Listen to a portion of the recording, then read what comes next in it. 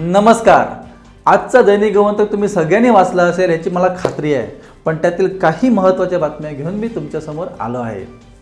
आजची पहिली बातमी आहे, स्मार्ट सिटी अंतर्गत कदंब परिवहन महामंडळाला मिळालेल्या पहिल्या टप्प्यातील 22 EV बसगाड्या पुढील आठवड्यापासून सुरू होणार आहेत. राजधानीतील 7 मार्गांवर या बसगाड्या धावणार आहेत, तर दुसरीकडे महामंडळाने सुरू केलेल्या माझी बस योजनेला उत्तर गोव्यातून कसलाच प्रतिसाद मिळाला नसल्याची माहिती महामंडळाचे अध्यक्ष उल्हास तुयेकर यांनी दिली.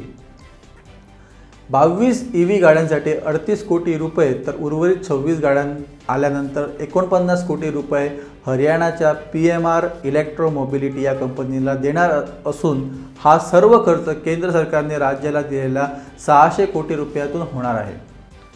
सरकारच्या विज्ञान आणि तंत्रज्ञान खात्याने केलेल्या प्रयत्नानंतर काजू फेणीला जिओग्राफिकल इंडिकेशन्स म्हणजे GI मानांकन मिळालेले आहे. आता हुर्राक GIसाठी केंद्रीय GI रजिस्ट्रीला तसा प्रस्ताव पाठवला असल्याची माहिती नोडल अधिकारी दीपक परब यांनी दिली.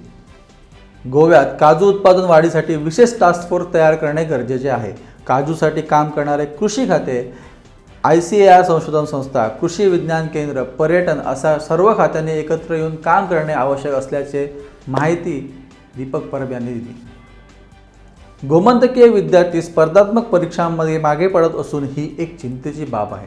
पंतप्रधान रोजगार मेळाव्याअंतर्गत देशभरात 10 लाख युवकांना नोकऱ्या देण्याचे उद्दिष्ट केंद्र सरकारने ठेवले असून या योजनेअंतर्गत आत्तापर्यंत फक्त 600 गोमंतकीय तरुणांना नोकऱ्या मिळालेल्या आहेत.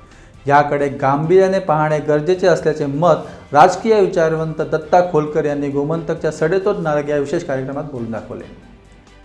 तर या होत्या आजच्या काही महत्त्वाच्या बातम्या. जर तुमच्याकडे अशा प्रकारच्या बातम्या असतील तर त्या आमच्यापर्यंत नक्की पोहोचवा आणि तुमच्या आवडत्या गोमंतक टीव्हीच्या YouTube चॅनलला नक्की सबस्क्राईब करा.